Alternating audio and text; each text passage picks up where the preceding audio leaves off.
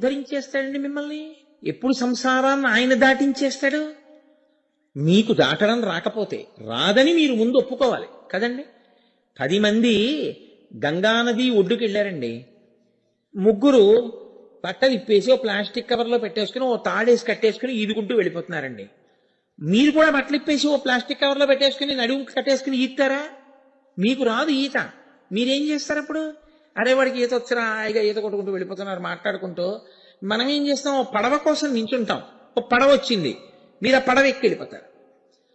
పడవని ఆధారం చేసుకుని ఎలా నదిని దాటారో, ఏ ఈశ్వరుడి మాయని మీరు దాటలేకపోతున్నారో సాధన చేత, ఆ ఈశ్వరుడికే చెప్పి నా వల్ల కాదయా నువ్వే నన్ను తరింప చెయ్యి అని శరణాగతి చేస్తే ఆయనే మిమ్మల్ని పొందడాన్ని కూడా అనుగ్రహమే అంటారు.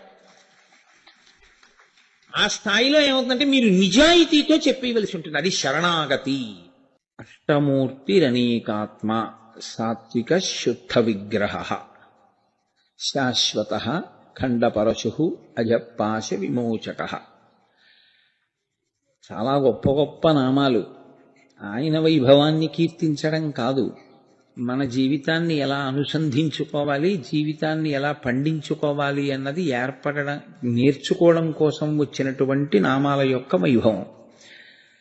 ఆయనకి అష్టమూర్తి అని ఒక నామం పరమేశ్వరుడికి. అష్టమూర్తి అంటే 8 మూర్తులుగా ఉండేవాడు అని.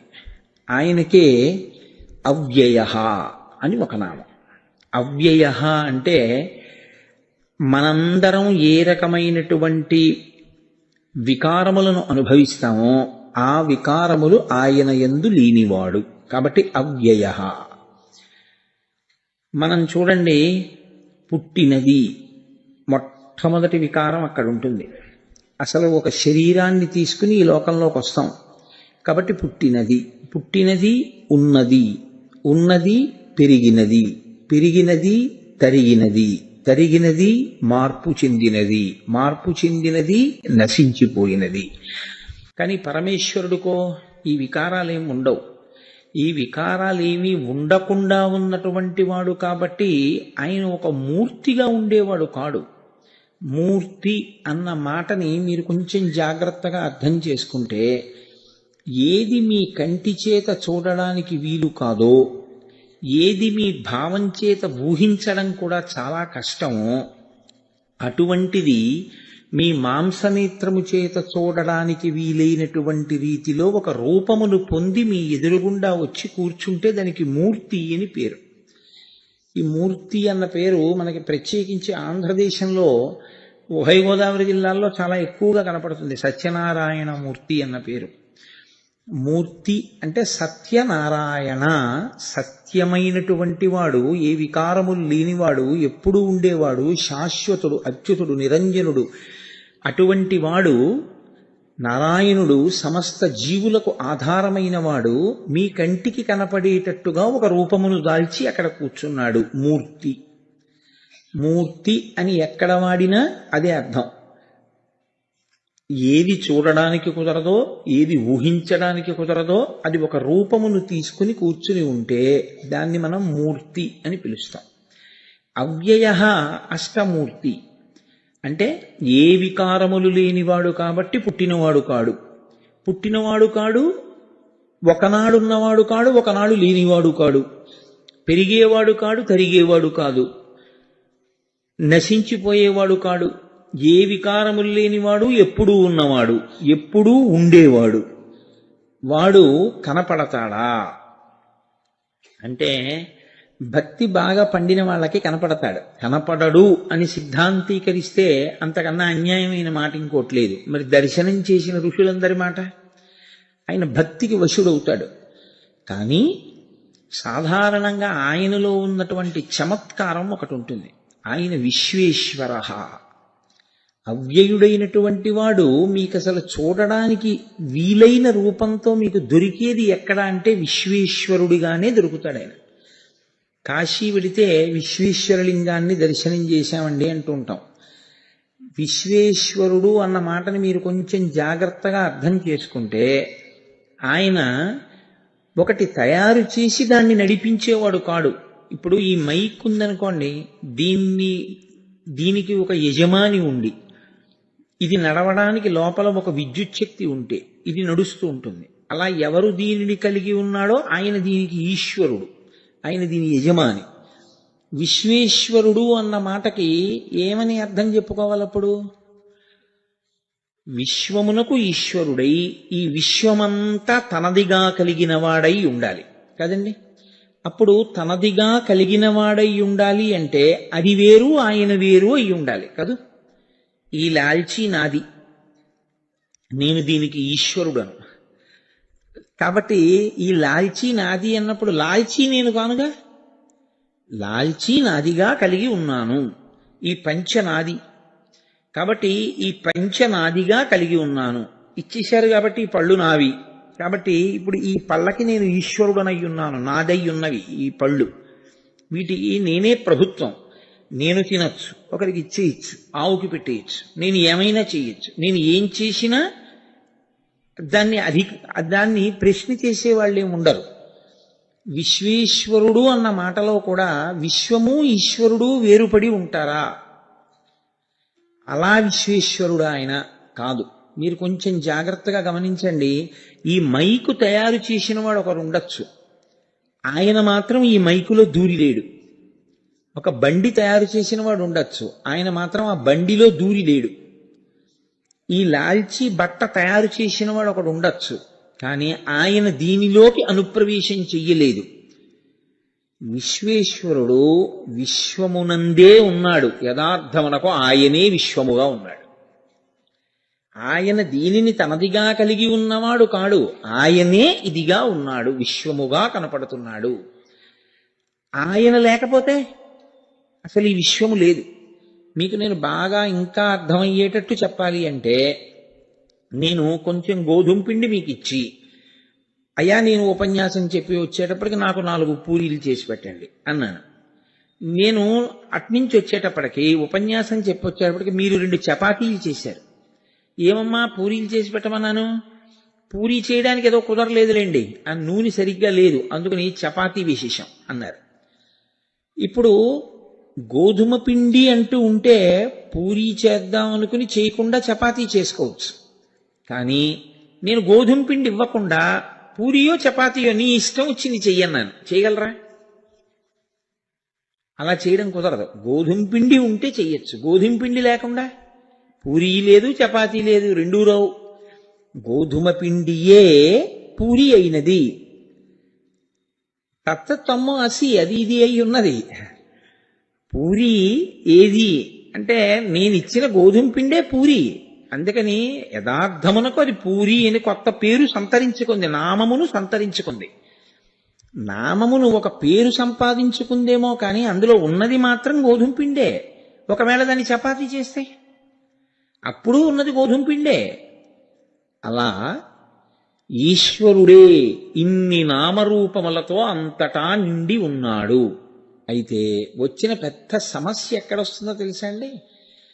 ఆయనే అంతటా ఉండి ఆయనే నడిపిస్తూ ఉంటాడు. మధ్యలో అడ్డొచ్చేదాని పేరు తిరోధానము అంటారు.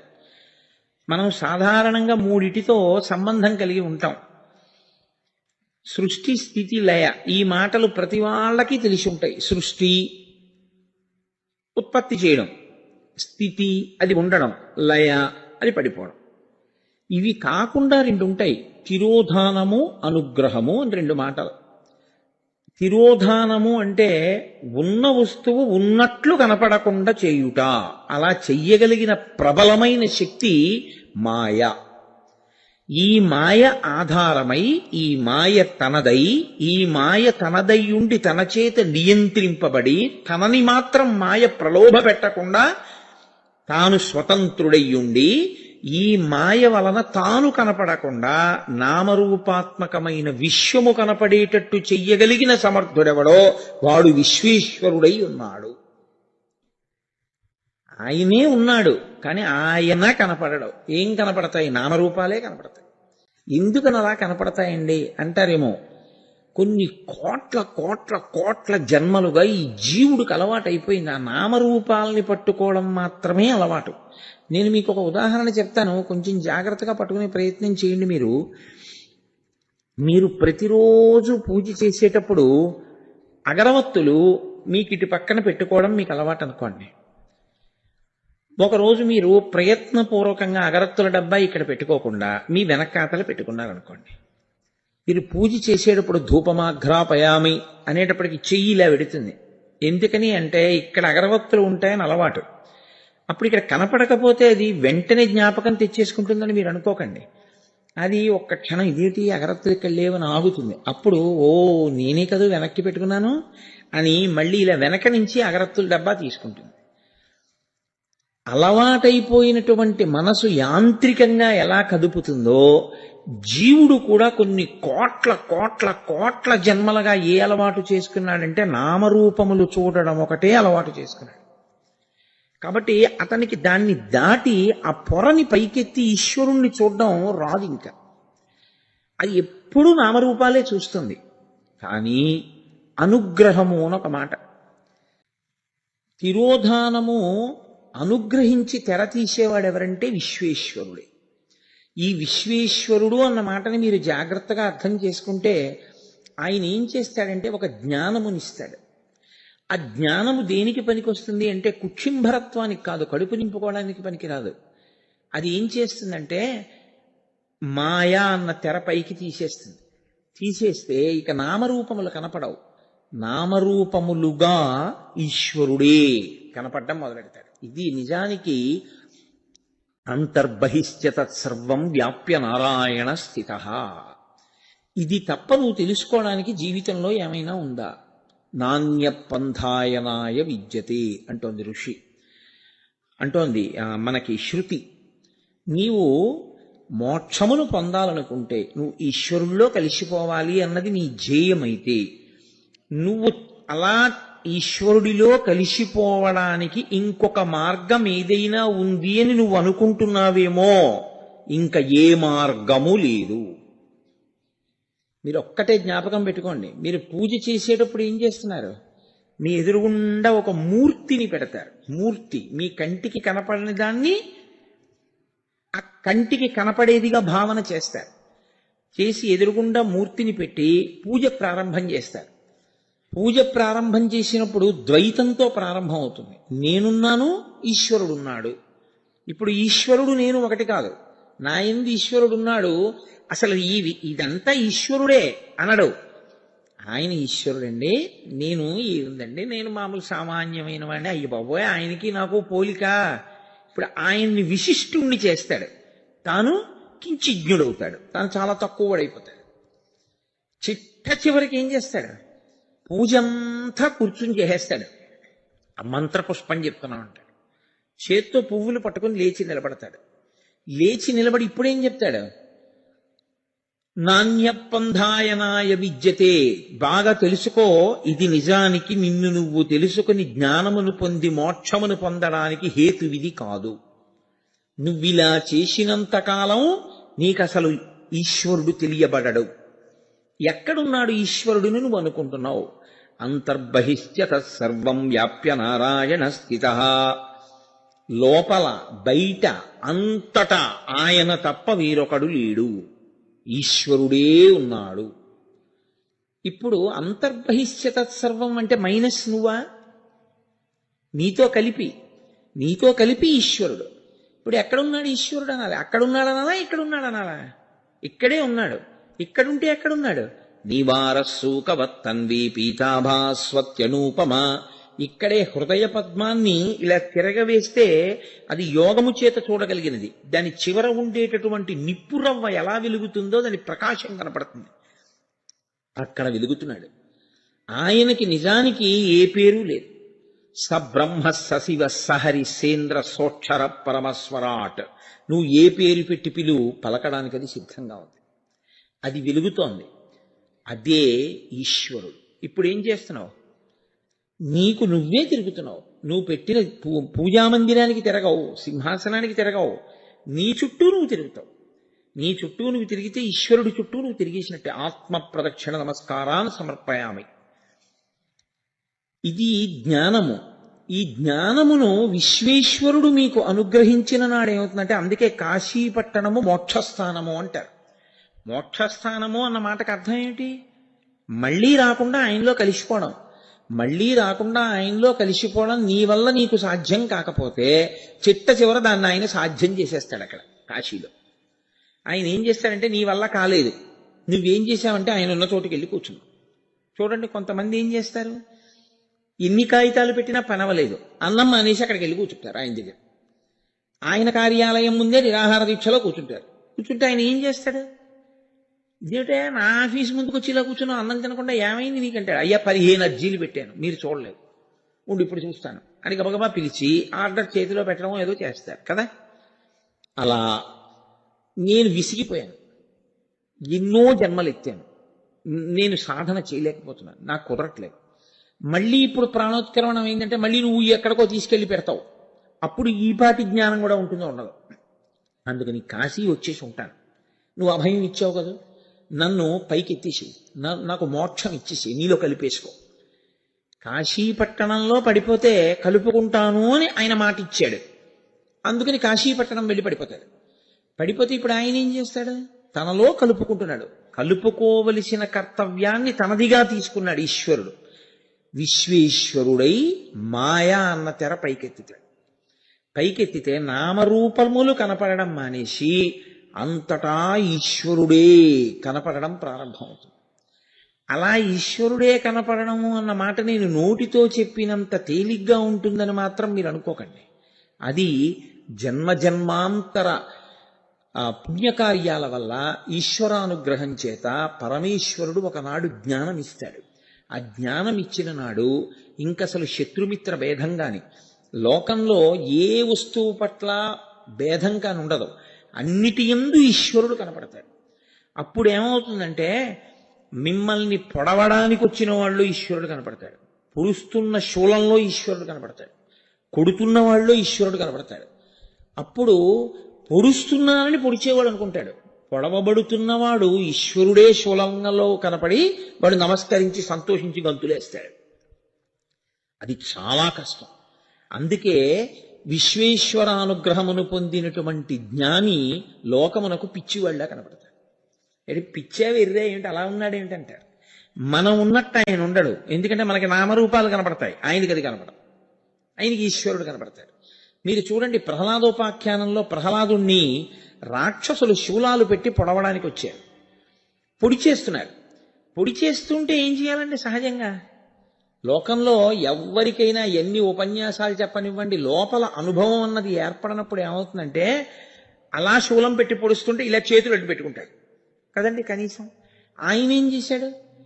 తన్ను నిశాచరుల్ పొడవ దైత్యకుమారుడు మాటిమాటికో పన్నగశాయివో ధనుజభంజనావో జగదీశావో సర్వాపన్న శరణ్య అనుచు నుతించుకాని తాకందుల నీరుతాడు భయకంప సమేతుడు కాడు భూవరా. ఆయనకేం కనపడుతోంది? పొడి చేస్తున్న శూలంలో ఈశ్వరుడు కనపడుతున్నాడు. ఎదురుగుండా వచ్చిన రాక్షసుల్లో ఈశ్వరుడు కనపడుతున్నాడు. ఆనందంతో, ఆయన సంతోషంతో ఓ పన్నగశయన, ఓ శేషసాయి, ఓ శ్రీ మహావిష్ణు, ఓ నారాయణ అంటున్నాడు. అలా అన్నవాడిని మీరేం చేస్తారు? ఆయన అంతటా ఈశ్వరుడు ఆయనకి దర్శనం అవుతుంటే ఉన్నది ఈశ్వరుడే. అందుకే చచ్చిపోనన్న హిరణ్యకశిపుడు చావకుండా ఉండడం కుదరలేదు. అసలు ఎప్పుడూ చావనన్న మాట అనని ప్రహ్లాదుణ్ణి ఎంత చంపుదామన్నా చంపడం కుదరలేదు. కారణం ఏమిటంటే, ఆయనకి హిరణ్యం కనపడింది లోకంలో. అంటే నేను అనుభవించాలి, దాచుకోవడం వచ్చింది, చచ్చిపోయాడు. అంతటా ఈశ్వరుడు కనబడ్డాడు, సావు నుండి పైకెక్కేశాడు. వీడిని ఎలా చంపడం అని ఇచ్చాడు హిరణ్యకశిపుడు. అది విశ్వేశ్వరానుగ్రహము అంటారు. ఆయన అనుగ్రహం కలిగిందనుకోండి, అటువంటి సమున్నతమైన స్థితికి వెళ్ళిపోతాడు. అందుకే పూర్వకాలంలో కాశీపట్టణం వెళ్ళనటువంటి వాళ్ళన్న వాళ్ళు ఎవ్వరూ ఉండేది కాదు. ఒక స్థితిలో ఏం చేసేవారంటే, గృహస్థాశ్రమంలో ఇంకా చూసేశాను మనవణ్ణి అనుకుంటే ఆ రోజుల్లో అరణ్యం బట్టి కాశీ వెళ్ళిపోవడమే. కాశీ వెళ్ళిపోతుండగా చనిపోయినా చాలు, కనీసం వచ్చే జన్మలో ఉన్న కాశీ దర్శనం అవుతుంది తప్ప అసలు కాశీ వెళ్లకుండా బతకడం అన్న మాట లేదు. కాశీ వెళ్ళిపోతానంతే. కాశీ అంటే ప్రకాశం, ఈశ్వరుడే ఉంటాడు అక్కడ. కాబట్టి ఆ కాశీయందు విశ్వేశ్వరుడున్నాడు అంటే విశ్వముగా ఉన్నవాడెవరున్నాడో వాడే విశ్వేశ్వరుడుగా కాశీ పట్టణంలో మీకు కనపడతాడు. అంతటా నామరూపాలుగా ఉన్నవాడు ఒక గుర్తుగా అక్కడ కనపడతాడు. అది విశ్వేశ్వర లింగము. అందుకని ఆయన ఏమిటి, ఇదంతా తనదిగా కలవాడు. తనదిగా కలవాడంటే వేరై ఉన్నవాడు కాకుండా తాను వీటిగా ఉన్నవాడు, కానీ తాను కనపడనివాడు. తాను మాయా అన్న పొరని పైకెత్తితే తాను కనపడేవాడు. ఇన్ని శక్తులు తన యందు నిబిడీకృతమైన వాడు కాబట్టి విశ్వేశ్వరుడు. అందుకే వేదం ఏమంటుందో తెలుసా అండి, నేను ఈశ్వరుడు ఎక్కడున్నాడు చెప్తాను, కానీ ఈశ్వర దర్శనం మాత్రం నేను చేయించలేను. వేదం కూడా అదే అంటుంది. ఎందువల్ల? ఒక్కటే కారణం, విశ్వేశ్వరునకు ఉండేటటువంటి లక్షణం మీరు ఇక్కడ ఉంటాడు అని తెలుసుకున్నంత మాత్రం చేత ఆయన దర్శనం మీకు అవ్వాలి అని ఏం లేదు. అందుకే కాశీ పెడతారు, కానీ విశ్వేశ్వర దర్శనం కాకుండా వెనక్కి వచ్చేసే వాళ్ళు ఉంటారు. ఆయన అనుగ్రహము లేకపోతే ఆయన దర్శనం ఉండదు లోకంలో. ఒక్క ఈశ్వరుడి విషయంలో మాత్రం అందుకే ఎప్పుడూ ఏమనాలో తెలుసా అండి, నేను దర్శనం చేశాను అనకూడదు, ఈశ్వరుడు దర్శనం ఇచ్చాడు అనాలి. మీకు అంతవరకు ఎందుకండి? హనుమ కన్నా ప్రాజ్ఞులున్నారా? అయిందా సీతమ్మ దర్శనం? నేను పెడుతున్నాను సీతమ్మ దర్శనానికి అన్నారు, అయిందా? ఆఖరికి ఏమన్నారు ఆయన సుందరకాండలో, నేను చేయడం ఏమిటమ్మా, నేను కాదు, నమోస్తు రామాయ సలక్ష్మణాయ దేవ్యై చ తస్యై జనకాత్మజాయ్. చూద్దాం అనుకుంటే కనపడిందా జనకుడికి? ఆయనకి దర్శనం ఇవ్వాలనుకుంది, దర్శనమిచ్చి జానకైంది. అలా సీతమ్మ ఇప్పుడు నాకు దర్శనమిచ్చి హనుమ దర్శనం చేశారనేటటువంటి కీర్తి నాకు ఇవ్వాలన్నారు, దర్శనమిచ్చింది. ఈశ్వర దర్శనము మన ప్రయత్నంతో అవదు. అలా ఈశ్వర దర్శనానికి ఇది చేస్తే అవుతుంది అని లోకంలో ఏం లేదు. మీరు భక్తితో మీ కార్యాన్ని చేసుకుంటూ వెళ్ళిపోగా వెళ్ళిపోగా వెళ్ళిపోగా వెళ్ళిపోగా భక్తి పండిపోతే ఆయన ఏం చేసేస్తాడంటే తెరపైకి ఎత్తేస్తాడు. ఎత్తేస్తే నామరూపాత్మకముగా కనపడేటటువంటి జగత్తులో విశ్వమునందు విశ్వనాథుడు దర్శనమవుతాడు, విశ్వమునందు విశ్వేశ్వరుడు దర్శనమవుతాడు. అందుకే లోకంలో మీరు ఒక మాట చాలా జాగ్రత్తగా గుర్తుపెట్టుకోవాలి. 4 మాటలు ఎప్పుడు ఉంటాయి. ఈ 4 మాటలను మర్చిపోతే, ఈ 4 మాటల వెనక ఉన్న సిద్ధాంతాన్ని మీరు మర్చిపోతే మనుష్య జన్మ యొక్క ప్రయోజనాన్ని సాధించుకోలేడు, కష్టమైపోతుంది. ఎందుకో తెలుసా అండి? 1 తను, 2 కరణ, 3 భువన, 4 భోగ. ఈ నాలుగింటి వల్లే దీక్షలు వస్తాయి. 1 తను, తను అంటే ఈ శరీరం. కరణ అంటే పంచేంద్రియాలు, మనస్సు, చిత్తము, బుద్ధి, అహంకారము. భువన బయట ఉన్నటువంటి సమస్తమైనటువంటి భువనము అంటే ఈ ప్రపంచమంతా. భోగ అంటే అందులోని సుఖస్థానములు, సుఖస్థానము దుఃఖస్థానము కూడా. 4 ఈశ్వరుడు ఎప్పుడూ ఇస్తూ ఉంటాడు. మీరు ఎప్పుడూ ఇది గుర్తుపెట్టుకోవాలి. మీకు శరీరం ఒక్కటి ఇచ్చి విడిచిపెట్టడు ఆయన, 4 ఏకకాలమును అందిస్తూ ఉంటాడు. అది విశ్వేశ్వర సిద్ధాంతం అంటే. విశ్వేశ్వరుడు అన్న మాటని చాలా జాగ్రత్తగా మీరు పట్టుకోవాల్సి ఉంటుంది. 1 తను, నాకు ఈ శరీరం ఇచ్చాడు, మీకు ఆ శరీరం ఇచ్చాడు, వాళ్ళకి ఆ శరీరం ఇచ్చాడు, దీనికి ఈ శరీరం ఇచ్చాడు, దానికి ఆ శరీరం ఇచ్చాడు, దీనికి ఈ శరీరం ఇచ్చాడు, దీనికి ఈ శరీరం ఇచ్చాడు, దీనికి ఈ శరీరం ఇచ్చాడు. ఆయన ఇన్ని శరీరములను ఇచ్చాడు. తను, ఇందులో ఈ శరీరము నాకు కావాలని నేను అడిగితే వచ్చిందా? మీరు ఒక్కటే కొంచెం జ్ఞాపకం పెట్టుకోవాలి. నేను ఇలా పుడతాను, నేను ఇంత పొడుగ్గా ఉండాలి, నేను ఇంత లావుగా ఉండాలి, నేను ఇలా ఉపన్యాసాలు చెప్పాలి, నేను ఇలా ఉండాలి అని నేనేమైనా అడిగానా ఈశ్వరుణ్ణి? నేనేం అడగలేదు. నేను అడిగింది నిజమైతే చాలా మంది తమకు ఇష్టమైన వాళ్ళు ఎలా ఉంటారో అలా ఉండేవారు ఈ పాటికి కాదు. కానీ అలా ఎందుకు లేరు? ఇది మనం తెచ్చుకున్నది కాదు, ఈశ్వరుడు ఇచ్చింది. దీనిలో కరణమును కూడా ఆయనే పెట్టాడు. మనోబుద్ధి చిత్తాహంకారములను, జ్ఞానేంద్రియములను, భువనమును ఆయనే పెట్టాడు, భోగమును ఆయనే పెట్టాడు. అందులో ఒకటి ఇందులోకి వస్తే భోగం అవుతుంది. మీరు కొంచెం జాగ్రత్తగా గుర్తుపెట్టుకుంటే అంతే. దాని వలన మీ మనసు తృప్తి పొందుతుంది. లేకపోతే ఎప్పుడూ తృప్తి అన్న మాట ఉండదు, భోగం అన్న మాట రాదు. భోగము అంటే ఏమిటో తెలుసా అండి? అది మీ అనుభవములోనికి వచ్చుట. అప్పటి వరకు భోగం ఉండదు. నాకు బందర్ లడ్డూ తినాలనుంది, తెచ్చి ఇక్కడ పెట్టారనుకోండి, నాకు భోగం అవ్వదు. ఎందుకని? లడ్డూ ఇక్కడ ఉండిపోయింది, నేను ఇక్కడ ఉండిపోయాను. ఇప్పుడు ఆ లడ్డు నా నోట్లో వేసేసుకున్నాను అనుకోండి, భోగం అనుభవించేశాను, లడ్డు భోగం అయిపోయింది. అంటే నాకు అనుభవములోనికి రావాలి. భువనము భోగముగా మారిపోతుంటుంది. భువనములోనున్న స్థానములు భోగస్థానములుగా మీకు మారిపోతుంటాయి. బయట ఎండగా ఉంది, మీరు ఏసీ వేసుకుంటే భోగస్థానంగా మారిపోయింది అంతే. అదే గది. మీకు ఆకలేసింది, ఈ అరటిపండు నేను తినేస్తే నాకు భోగంగా మారిపోయింది. నాకు దాహం వేసింది, ఇన్ని నీళ్లు తాగేస్తే నా దాహం తీరిపోయింది, భోగంగా మారిపోయింది.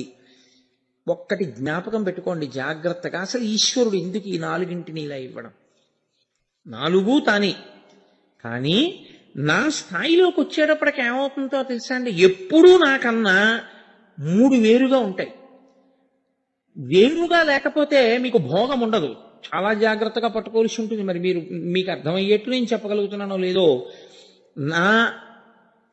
నా కరణము అంటే నాకు ఈ మనసు, బుద్ధి, చిత్తము, అహంకారము, నా జ్ఞానేంద్రియములు పనిచేస్తుంటే నేను భోగాన్ని అనుభవిస్తూ ఉంటాను. భువనం ఉండాలి, భోగం ఉండాలి, తను ఉండాలి, కరణం ఉండాలి. మీరొక్కటి జాగ్రత్తగా కొంచెం పట్టుకునే ప్రయత్నం చేయండి. ఏమి చేద్దామని ఈశ్వరుడు యొక్క ప్రయత్నం. ఎందుకు ఈ నాలుగు ఇచ్చినట్టు? పాడైపోట్లా మనం? ఇది ఇచ్చాడు, ఇంద్రియాలు ఇచ్చాడు, కాబట్టి నేనేం చేస్తున్నాను? కనబడ్డవన్నీ చూస్తూ ఉంటాను. ఆఖరికి నా చూపు ఎక్కడో నిలబడుతుంది, ఇది నేను అనుభవిస్తే బాగుండు. అప్పుడు అనుభవించడం అన్న మాటకు అర్థం ఏమిటి? ఇది తృప్తి పొందాలి, ఇది దాంతో సంగమంలోకి వెళ్ళాలి, వెళ్ళి అది నాలోకి ప్రవేశించాలి. ప్రవేశించి నా మనసు తృప్తి పొందితే అప్పుడు నాకు తృప్తి. కాబట్టి నేనేం చేస్తాను? కనపడ్డదాన్ని, నా కంటికి నదరగా కనపడిన దాన్ని నా దానిగా చేసుకుంటాను. యాపిల్ పండు తినేయాలనిపించింది, తినేస్తాను. ఓ నేరేడు పండు తినాలనిపించింది, తినేస్తాను. అరే, అది ఈశ్వరార్పణం చెయ్యలేదు, దోషాన్ని నేను పట్టించుకోను. ఇప్పుడు మరి ఈశ్వరుడు ఎందుకు సృష్టించినట్టు ఈ నాలుగు? అసలు ఈ నాలుగు ఈశ్వరుడు ఇవ్వకపోతే గొడవే లేదు కదండి. ఇవి ఇవ్వబట్టి కదా. ఏదో భోగం అనుభవించాననుకోండి, అన్నా నువ్వు ఎందుకు రా పని చేశావు? నువ్వు ఆ పని చేశావు కాబట్టి నీకు పాపం వేసేస్తున్నాను, పో, రేపు పొద్దున చీమగానో ఏగ్గానో పో అంటున్నాడు. ఎందుకు ఈ నాలుగు? ఇక్కడే మీరు కొంచెం జాగ్రత్తగా పట్టుకోవాలి. ఈ నాలుగు ఎందుకు ఇస్తాడో తెలుసా అండి? పర్వతాలు పడిపోయినట్టు పడిపోయి ఉంటాయి మనం చేసిన పాపరాశులు. సంచితం అంటారు దాన్ని. అలా పడిపోయి ఉంటుంది. దాని నుంచి తప్పుకోవడానికి కావలసినటువంటి సాధనముగా దీన్నిచ్చి పంపిస్తాడు. దాని నుంచి తప్పుకోవడానికి ఇదే సాధనం. దీంతో ఏం చెయ్యొచ్చు అంటే, భువనమునందున్నటువంటి భోగములను మీరు ఈశ్వరుడు చెప్పిన పద్ధతిలో అనుభవిస్తూ, ఇవన్నీ విశ్వమంత విశ్వేశ్వరుడే అని గుర్తించి మర్యాదతో ప్రవర్తించడం అలవాటైతే, మీ భక్తి వలన వస్తున్నటువంటి పుణ్యకర్మ ఒకనాడు జ్ఞానమునకు కారణమవుతుంది. జ్ఞానము కలిగిన ఉత్తర క్షణంలో సంచిత కర్మ దగ్ధమైపోతుంది. పుణ్యము పాపము కూడా దగ్ధమవుతాయి.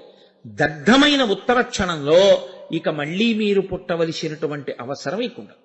అప్పుడు ఈ తనువు, కరణము, భువనము, భోగము నాలుగు పోయి, ఈ నాలుగుగా ఉన్నవాడెవడో వాడిలోకి మీరు లీనమైపోతారు.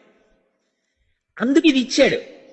కానీ తిరోధానము అన్న మాటకు అర్థం ఏంటో తెలుసా అండి? అడ్డంగా ఓ తెర పడిపోతుంది. మనం ఏం చేస్తామంటే, మనం ఆయన చెప్పినట్టు చేసి ఆయనలో కలిసిపోదామండం మానేసి, కంటికి కనపడనివన్నీ అనుభవించాలనేటటువంటి మాయకి వశులం అయిపోయి, ఈశ్వరాజ్ఞని ధిక్కరించి, ఈశ్వరుడు ఎందుకు ఇచ్చాడో మర్చిపోయి, మళ్ళీ భోగాల కోసమే వెంపర్లాడడం మొదలుపెడతాం. ఆ వెంపర్లాడడంలో ఏం చేస్తామంటే ధర్మపదాన్ని వదిలిపెట్టేస్తాం. వదిలిపెట్టేగానే మళ్ళీ పాపము, పుణ్యము ఇది ఇచ్చినా ఉపయోగం లేకుండా పోతుంది. పోతే ఈశ్వరుడు ఏం చేయాలి? నువ్వు ఉపయోగించుకోలేకపోయావు కాబట్టి మళ్ళీ అధోజన్మలలోకి వెళ్ళిపోవలసి ఉంటుంది.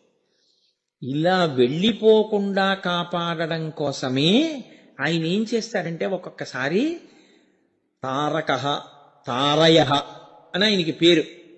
మీరు ఎక్కడో అక్కడ విసుగు అన్నది ఒకటి వచ్చింది అనుకోండి. కొంచెం నేను చెప్పేది మీరు ఇవాళ కాస్త ఆ, సావధానంగా పట్టుకోవాల్సి ఉంటుంది విషయాన్ని. విసుగు అన్నది ఒకటి రావాలి. అసలు ఆ విసుగు అన్నది రాలేదనుకోండి, చాలా సంతోషంగా ఉంటుంది చేసేది. మీరు అలా వెళ్ళిపోతున్నారు రహదారి మీద, మీ కారు టైర్ పంక్చర్ అయిపోయింది, మీరు వెళ్ళాలి, కానీ కారు టైర్ పంక్చర్ అయిపోయింది. ఇప్పుడు ఇంకొక కారు, ఇంకొక స్టెఫినీ టైర్ దానికి వేసుకోవాలి, ఈ టైర్ ఇప్పేయాలి. మీకు రాదు, మీరు ఎవరిని అడగరు. మీరు ఎడతారా? ఇహ ఎక్కడికన్నా పెడతారా? మీరు ఇంకో బస్సు ఎక్కరు, ఇంకో కారు ఎక్కరు.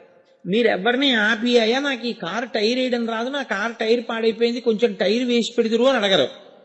అందులోనే కూర్చున్నారు స్టీరింగ్ కట్టుకుని. వెళ్తారా ఎక్కడికన్నా? ఎక్కడికి వెళ్ళరు. అట్టే మాట్లాడితే అందులోనే చచ్చిపోతారు కూడా కదండి, అన్నపానాదులేవి. అందుకే అప్పుడేం చెయ్యాలంటే సహాయం అడగవలసి ఉంటుంది కాదు. ఈ సహాయం అడిగేటటువంటి ప్రక్రియని, అంటే విసుగొచ్చింది, ఏ దిక్కుమాల కారు, ఈ కారుకు బయలుదేరాను, ఈ కారేమో మధ్యలో చక్రం ఊడిపోయింది, ఇదేమో వేయడం రాదు, ఇప్పుడు ఎలాగా? ముందు విసుగొచ్చి, విసుగులోంచి ఎవరినో అపేక్షించాలనేటటువంటి బుద్ధి పుట్టాలి. తారయ అన్నమాట ఆయన ఉద్ధరించేస్తాడని మీరు అనకూడదు. ఎప్పుడు ఉద్ధరించేస్తాడండి మిమ్మల్ని? ఎప్పుడు సంసారాన్ని ఆయన దాటించేస్తాడు? మీకు దాటడం రాకపోతే, రాదని మీరు ముందు ఒప్పుకోవాలి కదండి. 10 మంది గంగానది ఒడ్డుకి వెళ్ళారండి. ముగ్గురు బట్టలు ఇప్పేసి ఓ ప్లాస్టిక్ కవర్లో పెట్టేసుకుని, ఓ తాడేసి కట్టేసుకుని ఈదుకుంటూ వెళ్ళిపోతున్నారండి. మీరు కూడా బట్టలు ఇప్పేసి ఓ ప్లాస్టిక్ కవర్లో పెట్టేసుకుని నడుము కట్టేసుకుని ఈదుతారా? మీకు రాదు ఈత. మీరేం చేస్తారు అప్పుడు? అరే వాడికి ఈత వచ్చినా హాయిగా ఈత కొట్టుకుంటూ వెళ్ళిపోతున్నారు మాట్లాడుకుంటూ. మనం ఏం చేస్తాం? ఓ పడవ కోసం నించుంటాం. ఓ పడవ వచ్చింది, మీరు ఆ పడవ ఎక్కి వెళ్ళిపోతారు. పడవని ఆధారం చేసుకుని ఎలా నదిని దాటారో, ఏ ఈశ్వరుడి మాయని మీరు దాటలేకపోతున్నారో సాధన చేత, ఆ ఈశ్వరుడికే చెప్పి, నా వల్ల కాదయా, నువ్వే నన్ను తరింప చెయ్యి అని శరణాగతి చేస్తే ఆయనే మిమ్మల్ని పొందడాన్ని కూడా అనుగ్రహమే అంటారు. ఆ స్థాయిలో ఏమవుతుందంటే మీరు నిజాయితీతో చెప్పవలసి ఉంటుంది, అది శరణాగతి. కానీ అక్కడ చాలా చాలా నిజాయితీ అవసరమై ఉంటుంది. అందులో ఇంకా మొహమాట పడకూడదు. మీరు ఈశ్వరుడి దగ్గరికి వెళ్ళి చెప్పేసేయాలి. ఎక్కడ మీరు లొంగిపోతున్నారో మీరు ఈశ్వరుడికి చెప్పాలి. అసలు సాధకుని యొక్క గొప్పతనం అంతా అక్కడ ఉంటుంది. అది తెలియని సాధన ఏదో కళ్ళకు గంతలు కట్టుకు తిరిగినట్టు ఉంటుంది. అందుకే ఆయన దగ్గరికి వెడితే సర్వోపాయ పరిత్యాగమును చేస్తాడు. అంటే నేనుగా ఈ మనసుని ఇంకా గెలవలేకపోతున్నాను. అది ఏం చేస్తోందంటే, నువ్వు ఇచ్చిన తనువు, నువ్వు ఇచ్చిన కరణము భువన భోగముల యందు ఆసక్తితో ఉండిపోతున్నాయి. నిన్ను చూసే ప్రయత్నం చేయట్లేదు, నువ్వు చెప్పినట్టు వింటలేదు. మళ్ళీ పాడైపోతాను. నువ్వే ఏం చేస్తావో తెలుసా? నిన్ను పొందలేని నా అశక్తతని తెలుసుకొని నువ్వు నన్ను పొందేసేయి. అది శరణాగతి అంటారు. రుక్మిణీదేవి ఏమంది? నేను నిన్ను పొందలేను, నువ్వు నన్ను పొంది. అప్పుడు ఆయన ఏం చేశాడు? ఆయనే ఆవిడ్ని పొందేశాడు. శరణాగతి ఎందుండే లక్షణం ఏమిటంటే, మీరు ఎక్కడ ఇబ్బంది పడుతున్నారో ఈశ్వరుడికి చెప్పేస్తాడు. అందులో మొహమాటం ఉండకూడదు. దూర్జటి వెళ్ళి చెప్పుకున్నాడు. ఆయన రాయల వారిని కూడా తను రాసిన పద్యంతో కావాలంటే రాజుని విమర్శించగలడు. కానీ ఆయనకున్న ఒకే ఒక లోపం ఏమిటంటే, ఆయన స్త్రీ సుఖం నుంచి బయటికి రాలేకపోయాడు ఆయన పద్యాల్ని బట్టి. కాబట్టి చెప్పేశాడు ఆయన, రోషీరోయదు కామినీ జనుల తారుణ్యోరు సౌఖ్యంబులన్ బాసీబాయదు పుత్రమిత్ర ధన సంపద్భ్రాంతి వాంఛాలతల్ కుషీకోయదు నామ నంబకట, నీకున్ ప్రీతిగా సత్క్రియలు చేసి చేయదు దీని తుళ్ళన చవే శ్రీకాళహస్తీశ్వర అన్నాడు. ఇప్పుడు తారయ ఆయన ఏం చేస్తాడో తెలుసా అండి? ఆయనే వచ్చి చెయ్యిచ్చి లాగేస్తాడు. పడవచ్చి మిమ్మల్ని పట్టుకుపోయినట్టు, విమానం వచ్చి ఆకాశంలో తీసుకుపోయినట్టు, నూతిలో పడిన వాడిని తాడెట్టి పైకి లాగినట్టు, తను తినలేని వాడికి పల్చగా జావ కలిపి నోట్లో పోసి మింగించినట్టు, తానే వచ్చి మిమ్మల్ని తాను పొందుతాడు. ఇలా పొందడానికి ఆయన కొన్ని స్థానాలు చెప్పాడు. అలాంటి వాళ్ళు అక్కడ చేరండి, నేను పొందుతానన్నాడు. అందులో కాశీపట్టణం ఉంది, విశ్వేశ్వర. అందుకని విశ్వేశ్వరుడు ఆయన ఏం చేస్తూ ఉంటాడు? తారయ, ఆయన సంసార సముద్రమును దాటిస్తాడు.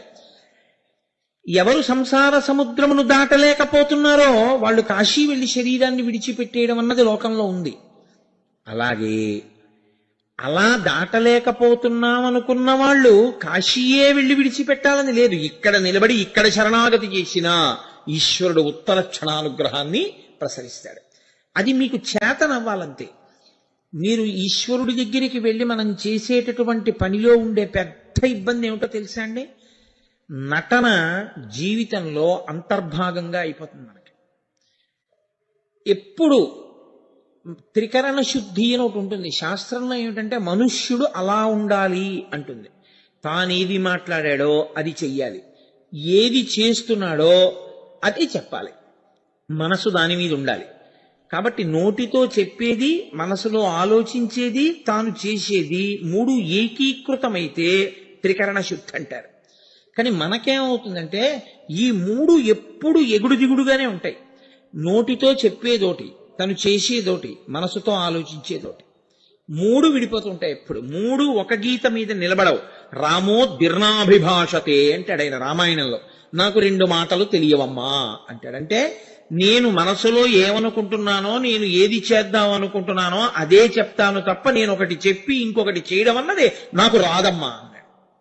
అది రాముడి యొక్క లక్షణం, ఆయన శీలం, ఆయన స్వభావం. అది మనకొక స్వభావం ఉంటుంది. మనం అనుకున్నది చెయ్యం, మనం చేసేది చెప్పం. మూడు ఎప్పుడు ఎగుడు దిగుడు అవుతాయి. ఈ మూడు ఎగుడు దిగుడు అయిపోవడం వల్ల వచ్చేటటువంటి నష్టం ఏమిటంటే నటుడు అంటే. నటుడు అన్నమాటకు అర్థం ఎక్కడో నటించిన వాడు కాడు, లోపల ఒకటి అనుకుంటూ పైకొకటి చెప్పిన వాడు నటుడు. కాబట్టి ఇప్పుడు ఏమైంది? ఇది రంగస్థలం అయింది. అందరూ నటులే, అందరూ నటీమణులే. బిరుదులు లేవు, పద్మశ్రీలు, నటరత్నలు, నట చక్రవర్తులు లేవు అంతే. కానీ ఒక్కొక్కడు చాలా గొప్ప నటుడు ఉంటాడు. లోకంలో ఆ నటనని ఆధారం చేసుకుని వాడు భోజనం చేస్తుంటాడు. ఇలా తయారైపోతే ఏమవుతుందంటే ఆ త్రికరణ శుద్ధి నశించిపోతుంది. ఇది కరణము అంటారు. ఈ కరణము ఎందుకు గతి తప్పుతుందంటే భోగము కొరకు. ఇలా చెప్పేస్తే ఏదో పని అయిపోతుందిగా, అలా చేసేద్దాం అంటాడంతే. అంతేకాని అలా నీ చెయ్యను. ఎందుకు చెయ్యవు? ధర్మం కోసం చెయ్యను.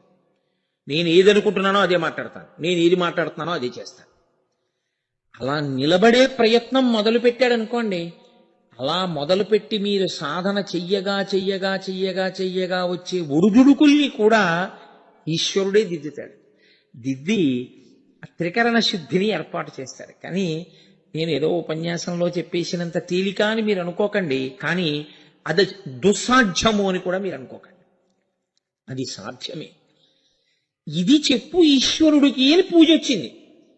మనం ఏం చేస్తామంటే ఈశ్వరుడి దగ్గరికి వెళ్ళి పరమభక్తుల్లా కూర్చుంటాం. ఈశ్వరుడి దగ్గర చేసేదంతా నటనయే పూజ పేరుతో. ఎందుకో తెలుసా అండి? ధూపమాఘ్రాపయామి అంటాడు, చేయి తిప్పుతుంటుంది, తను ఎక్కడో తిరుగుతూ ఉంటాడు. నటనేనా? ఏది? మనసు ఎక్కడుంది అక్కడ? మనసు లేదు. మంత్రం ఒకటి, చేసే క్రియ ఒకటి. మంత్రం గడగడగడగడగడగడగడ వెళ్ళిపోతుంటుంది, తాను ఇక్కడ క్రియ ఇంకోటి చేస్తుంటాడు. క్రియ ఒకటి, మనసు ఒకటి, నోరొకటి. ఈశ్వరుడి దగ్గర కూడా నటుడవే. ఈశ్వరుడి దగ్గర కూడా నీవు పూజ చెయ్యట్లేదు. నువ్వు పూజ అంటే త్రికరణ శుద్ధితో అక్కడ నిలబడగలిగితే ఈశ్వరుడు నిన్ను అనుగ్రహిస్తాడు. అందుకే అసలు పూజ అన్న మాటకు అర్థం ఏంటో తెలుసా అండి? ఈశ్వరుడితో మాట్లాడుకోవడమే పూజ. మా నాన్నగారంటే నాకు చాలా పూజ్య భావన అంటే అర్థం ఏంటి? నాన్నగారండి ఫలానా వారు పెళ్లికి రమ్మని పిలిచారు, కానీ నేను అప్పుడు విశాఖపట్నంలో ఉపన్యాసంలో ఉంటాను, నేను వెళ్ళాలంటారా నాన్నగారండి అని అడిగాను అనుకోండి. మా నాన్నగారు అలా కాదు, ఆయన మనకి చాలా ఆత్మీయుడు, ఆయనకున్నది 2 కూతుళ్ళు. ఒక కూతురు పెళ్లి ప్రారంభం చేసినప్పుడు నీతో చెప్పాడు, మొదలు పెట్టాను వెతకడం అని. చాలా కోరుకున్నాడు, నేనో నువ్వో వెళ్ళాలనుకున్నాడు. నేను పెద్దవాడిని అయిపోయాను, రాలేను. నువ్వు కూడా వెళ్ళకపోతే ఆయన ఎంత నొచ్చుకుంటాడు? ఆయన అంత పెళ్లి చేసుకున్నా ఆయన అస్తమానం అదే తలుచుకుంటాడు, మనం రాలేదు మనం రాలేదు మనం రాలేదు. కాబట్టి ఏం పర్వాలేదు, వచ్చే సంవత్సరం ఆ ఒక రోజుకి 10 రోజులు ఇద్దుగాను, ఆఖరి రోజు ఉపన్యాసం రద్దు చేసి నువ్వు ఆ పెళ్లికి వెళ్ళు అంటారు నాన్నగారు. అంటే నాన్నగారండి అయితే మీరు చెప్పినట్టు చేస్తాను. ఇప్పుడు నా స్వబుద్ధి లేదు, నేను వెంటనే ఆయనకి ఫోన్ చేసి ఆఖరి రోజు ఉపన్యాసానికి నేను రావట్లేదు. ఎందుకంటే ఇది కారణం, మా నాన్నగారు ఇలా చెప్పారు, బాగుండదు, మా కుటుంబ సంబంధమైన విషయం కాబట్టి నేను అక్కడికి వెళుతున్నాను. పెళ్లికి వెళ్తున్నారా లేదా? మీరు మీ ఇంటికి పెద్దవారైన నాన్నగారితో ఎలా మాట్లాడుతున్నారో, మీకు ఇబ్బంది వస్తే వెళ్ళి నాన్నగారండి ఏంటో ఇలా అయిందండి, మనసు బాగులేదని ఎలా చెప్తున్నారో, అలా మీరు మీకున్న ఈశ్వరుడితో చెప్పుకోగలరా? ఏమిటో మా ఆవిడ కింద పడిపోయిందండి, కాలు బెణికిపోయింది, ఈశ్వర చాలా నిప్పెడుతోంది, సరిగ్గా నడవలేకపోతోంది, నా మనసు కొంచెం ఇబ్బంది పడింది, నా మనసు కాస్త గాయపడింది, ప్రసన్నంగా ఉండలేకపోయాను. ఈశ్వర ఏమీ ఆపద అంతకన్నా ఎక్కువ లేకుండా కర్మఫలాన్ని అక్కడతో అనుభవింపచేసేసేయి తండ్రి. అందుకని ఒకవేళ ఏదన్నా చేసిన పాపం లేకుండా ఉంటే మనుష్య శరీరం ఎందుకు వస్తుంది, ఇక్కడ అంతకన్నా ఎక్కువ నన్ను ఖేద పెట్టకే అని మీరు త్రికరణ శుద్ధిగా ఈశ్వరుడితో మాట్లాడడం పూజ. అది ఎప్పుడు మాట్లాడతారు? ఆయన ఉన్నాడని మీరు నమ్మితేను. అది విగ్రహం అంటే మీరు ఎందుకు చెప్తారు? అది విగ్రహం అండి అన్నారనుకోండి, ఇంకెందుకు దానికి చెప్పడం ఎందుకు? దానికి చెప్పినా స్తంభానికి చెప్పినా ఒకటే మీ దృష్టిలో. అది మీ ఇంటి పెద్ద ఆయన, మీ నాన్నగారు, నాన్నగారికి నాన్నగారు, ఈశ్వరుడు ఆయన, ఆయన మిమ్మల్ని అనుగ్రహించగలడు అనుకుంటే మీరు ఈశ్వరుడికి చెప్తారు. మీరు ఈశ్వరుడికి చెప్పుకోవడం మీకు అలవాటు అయిపోతే మీకు పూజ. అది మీ అబ్బాయికి ఎంసెట్లో బ్రహ్మాండమైన ర్యాంక్ వచ్చింది, పరిగెత్తుకుంటూ వెళ్ళి నాన్నగారండి నాన్నగారండి మీరు నన్ను అనుగ్రహించారు, నా కొడుక్కి మంచి ర్యాంక్ ఇచ్చారు, నాన్నగారు చాలా సంతోషం అని మీరు మీ పూజా మందిరంలోకి వెళ్ళి అన్నారనుకోండి, మీ ఇంట ఈశ్వరుడు ఉంటాడు. ఆఖరణ ఎప్పుడోసారి అందరికీ స్వీట్లు అవి అన్నీ ఇచ్చేసిన తర్వాత ఇవాళ పొద్దున్న 10 గంటలకి తెలిసిన రిజల్ట్కి ఊళ్ళో కనపడ్డ వాళ్ళందరికీ ఫోన్లు చేసి చెప్పారు, అందరికీ స్వీట్లు ఇచ్చారు. రేపు సూర్యోదయం అయిన తర్వాత పూజా మందిరంలోకి వెళ్ళాక మీకు గుర్తొచ్చాడు ఆయనకి చెప్పాలని. అప్పుడు కూడా ఉంటుందో ఉండదో, ఇంకా వాళ్ళకి చెప్పలేదు వీళ్ళకి చెప్పలేదు అనుకుంటూ అక్కడ కూర్చున్నారు, కానీ ఆయనకి చెప్పింది లేదు. మీ అబ్బాయి ఇంట్లో శుభకార్యం అవుతూ మీకు ముందు చెప్పడం మానేస్తే అంత నొచ్చుకుంటున్నారే, ఇన్ని శుభాలను ఇస్తున్న ఈశ్వరుడి గదిలోకి వెళ్ళి చెప్పడం మీకు ఎందుకు అలవాటు కాలా? ఆ త్రికరణ శుద్ధి అక్కడ ఉంటుంది. ఉన్నాడన్న భావన ఒకటి మీకుంటే మీరు ఆయనతో సమన్వయం కాగలరు, మీరు ఆయనతో మాట్లాడగలరు. ఆయన కోరేది అది. నాతో మాట్లాడు, ఆర్తో జిజ్ఞాసురర్థార్థి జ్ఞానీచ భరతర్షభ, నాతో మాట్లాడవయా, నన్ను అడుగు నేను తీరుస్తాను. అలా నేనున్నానని నమ్మినప్పుడు ఏం చేస్తావు? బాగుండదు, నాన్నగారు ఇంట్లో ఉన్నాడని చెప్పి చెయ్యకూడదు కూడా చేయకుండా ఉంటావు కదూ. నాన్నగారిని సలహాలన్నీ అడిగి నాన్నగారు ఇంట్లో తిరుగుతూ ఉండగా తప్పుడు పనులు ఎలా చేస్తావు? ఇంట్లో చేయలేవు, బయట చేయలేవు. నాన్నగారి గౌరవం పాడవుతుంది. నాన్నగారికి చెప్పేస్తారు ఎవరో వెళ్ళి, నాన్నగారికి తెలియకుండా ఉండదు, తెలిసిపోతుంది. అంటే నువ్వు చేస్తావా? ఈశ్వరుడు అన్ని చోట్ల ఉండి చూస్తున్నాడు అన్నప్పుడు నువ్వు ఎలా చేస్తావు తప్పు పని? చెయ్యకుండా ఉండగలుగుతావు. ఇవన్నీ పొరపాట్లు ఎందుకు వస్తాయో తెలుసా అండి? విశ్వేశ్వర నామం అర్థం కాకపోవడం వల్ల వచ్చింది. అరే మా ఇంట్లో టేబుల్, మా ఇంట్లో కుర్చీ, మా ఇంట్లో టీవీ కూడా ఆయనే ఉన్నాడు. ఆ టీవీలో నేను చూడకూడదు ఏదైనా చూస్తే ఆ టీవీలో ఉండి చూస్తున్నవాడిగా, చూస్తున్న కన్నుగా నువ్వు ఏది చూడకూడదో చూస్తున్నావని ఆయన కనిపెట్టేస్తాడు. అది నువ్వు వద్దు నేను చూడను అన్నారు అనుకోండి, అప్పుడు మీరు అనుగ్రహింపబడ్డారు. ఈశ్వరుడు పొంగిపోతాడు ఆ పూజకి. నాన్నగారి దగ్గరికి వెళ్ళి నాన్నగారికి పోల్దండేసి ఇంత అంచు పంచపట్టుకు వెళ్ళిపోయి ఇచ్చేసి నాన్నగారు చెప్పింది ఒక్క పని చేయకపోతే నాన్నగారు సంతోషిస్తారా? మీరు నాన్నగారికి ఏమీ ఇవ్వకపోయినా ఏం చేసినా నాన్నగారిని అడిగి నాన్నగారు ఏం చెప్తారో అదే మీరు చేయడం మీకు అలవాటైతే నాన్నగారు మీ ఇంట్లోనే ఉంటారు. మీరంటే పొంగిపోతారు కదండి. అది పూజ. ఆ స్థితికి ఎప్పుడు వస్తారు? విశ్వేశ్వర అన్న నామము బాగా అర్థమైతే అప్పుడు ఆయన ఏం చేస్తాడు? తారయ, ఆయన మిమ్మల్ని ఏ సంసారమునందు ఉంచాడో ఆ సంసారము నుండే ఆయన పైకి కూడా ఎత్తేస్తాడు. అందుకే క్షీరసాగర మథనం చేస్తే ముందు హాలాహలమే రావాలి. ఎందుకు రావాలో తెలుసా అండి? అసలు ముందు సంసారము నుంచి గట్టెక్కాలి అనుకున్నవాడు సంసారంలో ముందు విషాన్నే చూడాలి. అందులో కామక్రోధ లోభ మదమోహమాత్సర్యాలు లేకుండా ఉంటే అది అమృతం అయిపోలేదండి సంసారం. అందులోంచి గట్టెక్కడం ఎందుకు? అందులోనే పడి ఉండొచ్చు. అందులో విషం ఉంది, కానీ విషం ఉంది అని ఎప్పుడు తెలుస్తుంది? ఆ విషం మీకు ఒకసారి తగలాలి. తగిలి అమ్మో నాకు ఇది వద్దని మీరు అనగలగాలి. అది చాలా బాగుంది అనుకుంటే ఇంకెవడేం చేస్తాడు? అక్కడే ఉంటారు.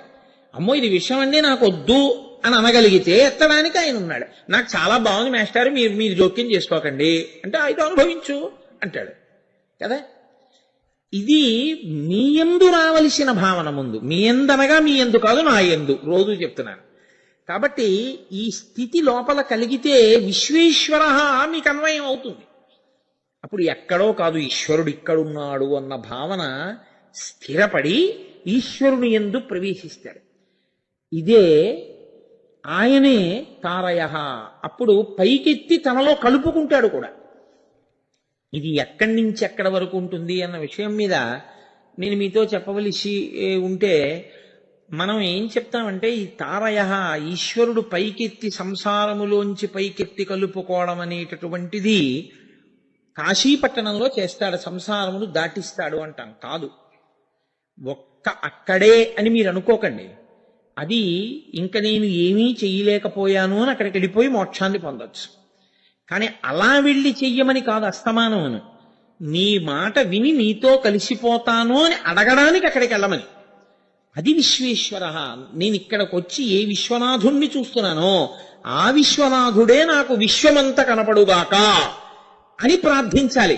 అందుకే అందరూ అక్కడికి వెళ్ళి పరమశివుడికి అభిషేకం చేసి కోరికలు కోరి అమ్మవారి దగ్గరికి వెళ్ళి నేను బతికున్ననాళ్ళు అన్నం కావాలంటే ఒక్క శంకరాచార్యుల వారు మాత్రమే ఏమన్నారు, జ్ఞాన వైరాగ్య సిద్ధ్యర్థం భిక్షాందేహీ చ పార్వతి మాతా చ పార్వతీదేవి పితాదేవో మహేశ్వర బాంధవ శివభక్తాశ్చ స్వదేశో భువనత్రయం అన్నారు. అమ్మా, నేను అన్నం ఒక్కటే అడగట్లేదు, తిన్న అన్నము వలన నాకు జ్ఞానము రావాలి. జ్ఞాన వైరాగ్య సిద్ధ్యర్థం భిక్షాందేహీ చ పార్వతి, నాకు జ్ఞాన వైరాగ్యములను ఇయ్యమ్మా. ఇలా ఎన్నాళ్ళు ఈ శరీరాలతో ఉండిపోమంటావు నన్ను? అలా ఉంచద్దు, జ్ఞాన వైరాగ్యములను కూడా ఇయ్యి. ఇందులో ఉన్న నేనని తెలుసుకుని ఇది పడిపోతున్నప్పుడు బెంగ పెట్టుకోకుండా విశ్వేశ్వరుని యందు కలిసిపోగలిగిన శక్తిని నువ్వు కృప చెయ్యి. ప్రకృతి స్వరూపానివి నువ్వు కాబట్టి తల్లి. ఎందుకని ఇదంతా శరీరం అంతా అమ్మవారు, లోపల ప్రవేశించినది అయ్యవారు. ఈ మైక్ అమ్మవారైతే లోపల ఉన్న కరెంటు ఈశ్వరుళ్లాగా. కాబట్టి అమ్మా, ఆ జ్ఞాన వైరాగ్యములని అని శంకర భగవత్పాదులు అడగలేదు. అలా అడిగి వచ్చిన వాడు ఎవరున్నాడో వాడు ఎక్కడున్నా తరింపబడతాడు, తరింప చేస్తాడు ఈశ్వరుడు. ఆయన అలా అనుగ్రహిస్తాడు. అది అంతర్లీనమై ఉంటుంది. ఆ ప్రవాహము అంతర్లీనమై పైకెత్తుతాడు. అందుకే మీకు కాశీపట్టణంలో శరీరం పడిపోయినటువంటి జీవులకి పడిపోతుండగా ఎలా అయితే తారకాన్ని పరమేశ్వరుడు వెళ్లి కుడి చెవిలో చెప్తాడో అలా చెప్పేటటువంటి ఇంకొక ప్రాంతం ఏదో తెలుసా అండి? దక్షారామం. దక్షారామంలో పరమేశ్వరుడు ఎవరి శరీరమైనా దక్షారామ క్షేత్రంలో పడిపోతే వాళ్ళు ప్రార్థన చేశారా చెయ్యలేదా చూడడు. ఆ ప్రదేశం అటువంటిది. నేను మీతో అన్నానే కార్యాలయం ముందు కూర్చున్నట్టు అని. ఆ ప్రదేశమునకు ఆ పవిత్రత. దక్షారామం వెళ్లి పడిపోయినటువంటి వాళ్ళు ఎవరైనా ఉంటే, పడిపోవడం అంటే అక్కడ ఆత్మహత్యలు చేసుకోమని కాదు. అందుకే శాస్త్రం ఏమైందో తెలుసా అండి? ఎవరిని అనుగ్రహిస్తాడు భీమనాథుడు అని అడిగారు. అడిగితే దక్షవాటిగా గృహపతి భీమనాథుడు భీమనాయకుడు. ఆ దక్షవాటిక, మనం ద్రాక్షారామం అంటున్నది ద్రాక్షారామం కాదు, దక్షవాటిక. దక్షవాటిక గృహపతి భీమనాయకుడు. ఆ దక్షవాటిక అయినటువంటి దక్షారామ క్షేత్రానికి అధిపతి గృహస్థైనటువంటి ఆ భీమనాయకుడున్నాడే, ఆయన కీట పతంగ సరీసృపాళికిన్, దోమలకి రెక్కల పురుగులకి పతంగములు అంటే పక్షులకి సరీసృపాళికిన్, ఆ పావులకి కూడా ప్రాణోత్క్రమణమైపోయేటటువంటి సమయంలో సహజ జహత్ సమీర సంకట కాలమునందు, సహజ జహత్ అంటే పైకి లేచిపోవడం, సమీర అంటే వాయువు, సంకట కాలము అంటే ఊపిరి లోపలికి వచ్చి పైకి వెళ్ళిపోతే సంతోషంగా ఉంటుంది. అలా కాకుండా అందట్లేదు అనుకోండి, అది సంకటకాలము అని పేరు దానికి. ఎందుకని పెద్ద నిద్రకు మాగన్ను పెట్టువేళ అంటాడు శ్రీనాథ మహాకవి. వెళ్ళిపోతున్నాడు ఇక, ఈ లోకంలోంచి వెళ్ళిపోతున్నాడు ఇక, శాశ్వతంగా కన్ను మూతపడిపోతుంది. అప్పుడు మీరు ఏది పట్టుకొచ్చి చేతిలో పెట్టండి, ఇక సుఖమన్న మాట ఏమి ఉండదు ఇక. ఓ లడ్డూ పట్టరండి, ఓ పండు పట్టరండి, ఆయన కోరుకున్నది పట్టరండి, కొడుకే ఉండనివ్వండి, కూతురే ఉండనివ్వండి, బంధువులే ఉండనివ్వండి, ఏమీ ఉండదు ఇక. సంకటకాలమునందు అది ఎప్పుడు సహజ. అక్కడికి వెళ్ళి ఆత్మహత్య చేసుకుంటే కాదు, సహజ జహత్ సమీర సంకట కాలమునందు కీట పతంగ సరీసృపాళికిన్, ఆయన దోమలు పురుగులు పాములతో సహా అన్నిటికీ కూడా వీణులయందు ఉపకారమునర్చు మధురమగు తారక మంత్రరాజమున్, ఆయనే వచ్చి కుడి చెవిలో చెప్తాడు. కుడి చెవిలో చెప్పి తారకాన్ని ఉపదేశం చేసి నీ పాపములన్నీ నశించిపోయాయిరా, ఆఖరణ తారకం చెప్పావు, నన్ను చూస్తూ వెళ్ళిపోతున్నావు అని తనలో కలిపేసుకుంటాడు. అలా ఏమండి, ఏ పుణ్యం లేకపోయినా ఏదో సహజ మరణం దక్షారామంలో వచ్చింది కదా అని సహజ మరణం దక్షారామంలో చచ్చిపోయినంత మాత్రాన అంత వస్తుందా? అలా ఎలా ఇచ్చేస్తాడండి ఈశ్వరుడు? ఆయన భీమనాథుడయా, ఆయన భీముడు. భీముడంటే ఎదురులేని పరాక్రమం ఉన్నవాడు, ఆయన శాసనానికి ఎదురులేదు. ఆయన అలా అన్నాడు, నేను చేస్తానన్నాడు. ఇక్కడ అలా ఎందుకు చేస్తారండి అడగడానికి నువ్వు నేను సరిపోం. చాలా విచిత్రం ఏర్పడింది. అందుకే దక్షిణ కాశీ అని పేరు వచ్చింది దక్షారామానికి. వ్యాసుడు అక్కడ తిరస్కరింపబడితే శివుడి చేత దక్షారామం వెళ్ళి మళ్ళీ నేను అక్కడ కనపడతానని ఇక్కడికి పంపించాడు. భోగక్షేత్రం, ముక్తి క్షేత్రం. దక్షారామంలో లింగ ప్రతిష్ఠ చేద్దామని సప్తర్షులు అనుకున్నారు, వాళ్ళు ప్రతిష్ఠ చేద్దాం అనుకున్నారు.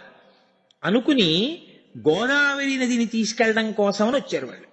గోదావరిని అద్భుతంగా స్తోత్రం చేశారు. గోదావరి గోదావరి గోదావరి అంటూ చాలా గొప్పగా ఉంటాయి ఆ పద్యాలు. స్తోత్రం చేసి అమ్మ మాతో రా అని అడిగారు. 7 ఋషులం పరమేశ్వరుడు యొక్క పాదముల ముందు నువ్వు ప్రవహించాలి. నువ్వు అలా ప్రవహించడం మొదలు పెడితే నీ యొక్క జలములతో తీసుకెళ్లి శివాభిషేకంతో ప్రతిష్ఠ అయిన తర్వాత ప్రారంభం చేస్తాం, మాతోరా అని సప్తర్షులు గోదావరిని తీసుకొస్తే సప్త గోదావరి అయింది ఆవిడ. ఋషులు పక్కన ముందు నిలబడి స్తోత్రం చేస్తూ తీసుకెడుతున్నారు గోదావరిని. పొంగుతూ పొర్లుతూ గంగావతరణంలో గంగ ఎలా వచ్చిందో అలా వెడుతోంది గోదావరి దక్షారామం వైపు. అక్కడ రాక్షసులు కొంతమందికి వైరాగ్యం వచ్చి దక్షారామ క్షేత్రానికి ద్వారం ఉన్న వైపుకి గోదావరి వెడుతుండగా వాళ్ళు తపస్సు చేసుకుంటున్నటువంటి ఆ తపోవాటికలను, యజ్ఞభూములను, అక్కడ పెట్టుకున్నటువంటి వేదులను గోదావరి ముంచెత్తింది. రాక్షసులందరూ ఒక్కసారి లేచారు. ఎవడ్రా గోదావరి నీటి తీసుకొచ్చిన వాడు, ఇది ఇంకిపోవుగాక అన్నారు. ఇంకిపోయింది. సప్తర్షులు తీసుకొచ్చిన గోదావరి చుక్క నీరు లేదు. ఎక్కడ గోదావరి ఉండిపోయిందో అక్కడే ఉండిపోయింది. తీసుకొచ్చిన గోదావరి అంతా ఇంకిపోయింది. జిహ్నువు తాగితే ఎలా ఇంకిపోయిందో అలా ఇంకిపోయింది. కానీ అక్కడ ఒక ఏరుంది, దాన్ని తుల్యభాగా అంటారు. తుల్యభాగా, దానికి ఆ పేరు ఎందుకు వచ్చిందంటే తుల్యభాగుడు అని ఒక రాక్షసుడు.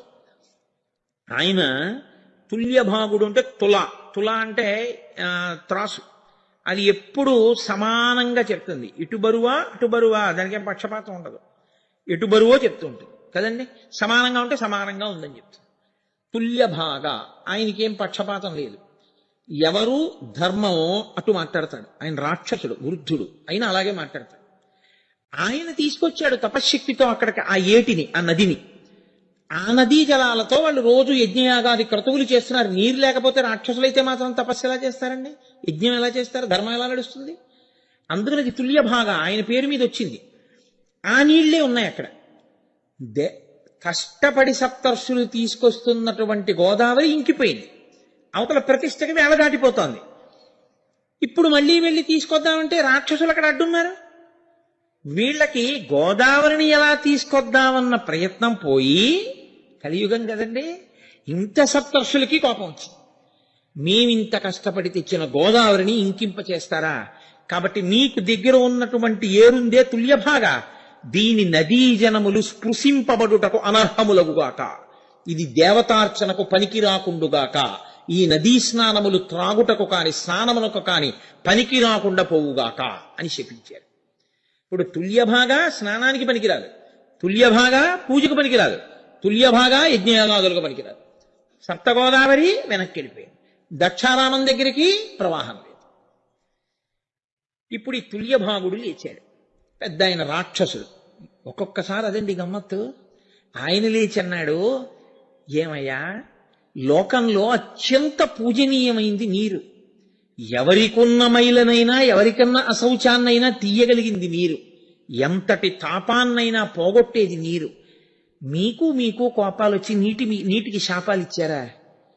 వీళ్ళేమో సప్తగోదావరిని ఇంకింపచేశారా? ఋషులేమో తుల్యభాగకి శాపం ఇచ్చారా?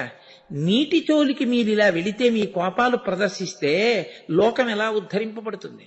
ఇదే మీరు చేయవలసిన పని. మీ కోపాలు ఉపసంహరించండి అన్నాడు. అంటే ఋషులు అన్నారు, ఒకసారి మేము శాపవాక్కు విడిచిపెట్టేసిన తర్వాత తీయడమే కుదరదు. కాబట్టి మేము ఒక వరం ఇస్తాం.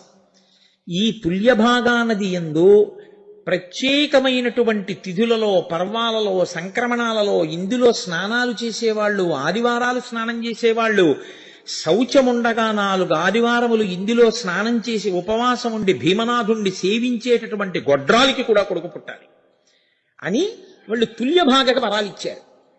ఇప్పుడు తుల్యభాగ మళ్ళీ వరాలు పొందింది.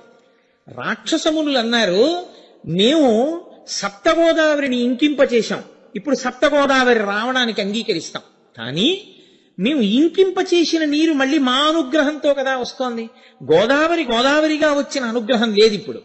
కానీ ఈశ్వరుడు మమ్మల్ని అనుగ్రహించి పరమశివుడే సప్తగోదావరి అడుగున ప్రవాహంగా వెడుతుంటాడు.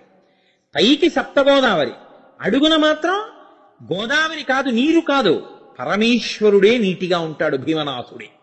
కాబట్టి అంతర్వాహిని అంటారు. ఇక్కడ అంతర్వాహిని ఉందండి అంటారంటే అడుగున ప్రవహించేది ఉంది అంటారు. అందుకే మీరు మిగిలిన క్షేత్రాలకి వెళ్ళి స్నానం చేస్తే చెప్పే మంత్రం వేరు. ఒక్క దక్షారామలో మాత్రం స్నానం చేస్తే ఒక మంత్రం చెప్పుకుని స్నానం చేయాలి. నమస్తే భీమనాథాయ సప్తగోదావరాంభసే. అంభసి అంటే నీళ్లు. ఎందుకంటే ఆయన గుమ్మం ముందు నుంచే కదండి వెడుతుంటుంది. మనం అటువైపు నుంచి వెడుతుంటాం, రోడ్డు మీద కార్లు అవి పార్క్ చేసే గేట్లోంచి ఎడతాం కాదు. అసలు ఎదురుగుండా పెద్ద రావి చెట్టు, శివలింగం, నంది, దాని వెనకాతలకి వెడితే మెట్లు దిగితే సప్తగోదావరి వెడుతూ ఉంటుంది. అక్కడ నిలబడి మీరు ఇటు తిరిగి తలుపులోంచి ఇలా చూస్తే మీకు పెద్ద రావి చెట్టు, ఆ రావి చెట్టు దగ్గర ఉన్నటువంటి ఒక నంది, దాని మొదట్లో శివలింగం, రావి చెట్టు వెనక ఒక పెద్ద నంది, ఆ పెద్ద నంది శృంగములలోంచి మీరు చూడగలిగితే అంత ఎత్తు చేతులు పెట్టి, లేదా దాని పక్కన నిలబడి చూస్తే ఎదురుగుండా ఇలా చుట్టూ గుడికి ప్రదక్షిణం చేయడానికి వెళ్ళేటటువంటి దారి, ఆ దారికి ఎదురుగుండా తలుపులు, తలుపుల్లోంచి తెల్లటి లింగము యొక్క క్రింది భాగం మీకు కనపడతాయి. కాబట్టి మీరు గుడివేపుకి తిరిగి నమస్తే భీమనాథాయ అని, ఓ ఈశ్వరా మీకు నమస్కారం, సప్తగోదావరాంభసే, నేను ఈ సప్తగోదావరిలో స్నానం చేస్తున్నాను. ఇందులో బాహ్యమునందు సప్తగోదావరి ఉంది, ఋషులు తెచ్చింది. కానీ దానికి పాపములను తీయగలిగిన శక్తి లోపల అంతర్వాహినిగా నువ్వుండడం వల్ల ఉంది. నువ్వే ఉన్నావు దాని లోపల, ఈశ్వరుడే అంతర్వాహిని నీటిగా ఉన్నాడు. కాబట్టి నేను మునక వేసినప్పుడు అంతర్వాహిని నాకు తగలాలి. తగిలితే అదేం చేస్తుంది? పాపాంధనేగ్నిరూపాయ, పాపమనేటటువంటి ఇంధనమునకు ఆ లోపల ఉన్నటువంటి శివశక్తి అగ్నిహోత్రంలా తగలాలి. అక్కడ ఒక బోలెడంత పెట్రోలు అక్కడ పెట్టి మీరు అగ్గిపుల్ల గీసిల దగ్గరికి పెట్టారనుకోండి, అంతే, ఇక మీరు నిలబడలేరు, భగ్గన అంటుకుంటుంది ఆ పెట్రోల్ అంతా. ఇంధనము అంటే మండించేది, కష్టపడేదో పచ్చికర్ర అంటుకున్నట్టు అంటుకోవడం కాదు. అంత కిరసనాయిలో, అంత పెట్రోలో, గ్యాస్ ఉన్న చోటుకి వెళ్ళి అగ్గిపుల్ల పెడితే అలా భగ్గున అంటుకుంటుందో, అలా నాలో ఉన్నటువంటి సమస్త పాపములు అంటిపెట్టుకుని ఉన్నాయి. ఇవి నేను ములిగినప్పుడు అడుగున ఉన్నటువంటి ఈశ్వర స్వరూపమైన అంతర్వాహిని తగలడం వల్ల అన్నీ కాలిపోవుగాక. కాబట్టి నేనేం చేస్తున్నాను? అందుకొరకు ఈ నీటి యందు స్నానము కొరకు నేను మజ్జనము అంటే స్నానము చేయుచున్నాను అని నమస్కారం చేసి శివుడికి చెప్తే సప్తగోదావరిలో స్నానం చెయ్యండి అని చెప్తారు. తప్ప మీరు మామూలుగా వెళ్ళిపోయి అందులో ములిగేసేయమని కాదు. ఇది తెలిసి అక్కడ ములిగితే పాపములు దహించుకుపోతాయి. దహించుకుపోతే ఆయన ఏం చేస్తాడు? దక్షారామ క్షేత్రంలో ఉన్నవాడు, దక్షారామం వచ్చి శరీరం విడిచిపెట్టిన మహాపురుషులు ఉంటారు, లేదా విశ్వేశ్వరుని యొక్క అనుగ్రహమును మీకు పొందించి విశ్వమునందు విశ్వేశ్వర దర్శనమయ్యేటట్టుగా చిట్ట చివరిలోనో మధ్యలోనో ఎప్పుడో అప్పుడు మాయా అన్న పొర పైకెత్తేస్తాడు. ఎత్తేస్తే ఇక విశ్వము కనపడడం మానేసి అంతటా విశ్వేశ్వరుడే కనపడతాడు. ఆయన దర్శనం చేస్తూ నవ్వుతూ సంతోషంతో ఆయనలో కలిసిపోయేటటువంటి అదృష్టాన్ని కృప చేస్తాడు. ఇది విశ్వేశ్వర. ఈ విశ్వేశ్వర తారయ, ఆయనే సంసారము నుండి గట్టెక్కిస్తుంటాడు. అటువంటి మహానుభావుడు ఎవరున్నారో ఆయనకి నమస్కారం. ఆయనే అవ్యక్త. ఆయనకేమీ ఆ వికారములు లేవు. పుట్టడం, వెళ్ళిపోవడం, ఉండడం అలా ఏం లేదు. ఇది వెళ్ళిపోయినట్టు ఉంటుంది, కానీ ఆయన మాత్రం ఇది వెళ్ళిపోతుందేమో కానీ అంతటా ఆయనే ఉంటాడు. ఎందుకంటే ఇది పడిపోయిన భూమిలో కూడా ఆయనే కదండి ఉన్నాడు. అందుకని ఆయన ఎప్పుడూ ఉంటాడు. అందుకే మన వాళ్ళు చాలా పెద్ద సిద్ధాంతం ఒకటి తీసుకొస్తారు. అది పట్టుకు తీరాలి. అది పట్టుకోవడం అంత తేలిక ఇంకొకటి లేదు.